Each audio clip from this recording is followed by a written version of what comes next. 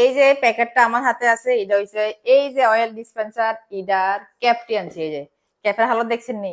প্রথম একবার আনছিলাম, ওই সময় ক্যাপটিজন ভেঙে গেছে, আবার নতুন ডিসপেন্সার আনছিলাম। তো এবার আমি দেখলাম যে ফ্লিপকার্টে 3 আনছি।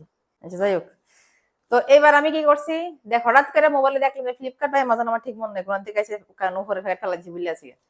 তো দেখলাম যে এরকম আলাদা কিনতে পাওয়া যায়। তো ভাবলাম যে না, আলাদা কিনে লয়ে ফেরি, মাত্র 110 টাকা পাই মনে দিয়া 6টা ক্যাপ আনছি আমি। তো বারবার বোতল কিনে লাভ না, 300 টাকা লাগে। তো এই জায়গাতে আমি 110 টাকা দিয়ে লয়ে পড়ছি।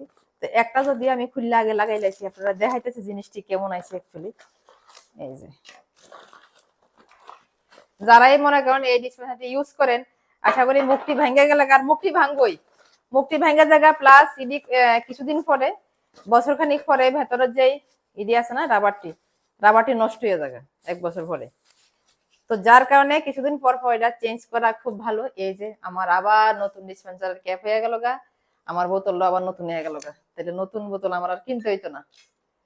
যাক, দেখাই লাগাই চাইছিলে আমার আবার কাছের টেবিল নিয়ে ভেঙে জায়গা। এই যে তাহলে এই আজকের থেকে আবার তেলের বোতলটা আমার নতুন হয়ে গেল গা। এই যে সেফটি হয়ে গেল গা। তখন থেকে বুঝে লাইছি এটা তো কাচের বোতল, এটা তো খারাপ হয় না, কিন্তু মুখটা তো খারাপ হয়ে যাবে। তাহলে 1 বছর পর পর আমি 110 টাকা দিয়ে কিনে নেবো, বা শেষ 1 বছরে আবার যাবো। ঠিক আছে?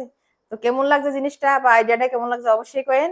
আর যদি কারোর লাগে আমি লিঙ্ক দিয়ে দেবো কমেন্ট বক্সে, ওই লিঙ্কে ক্লিক করে আপনারা কিনতে পারবেন। ওকে, টাটা, বাই বাই।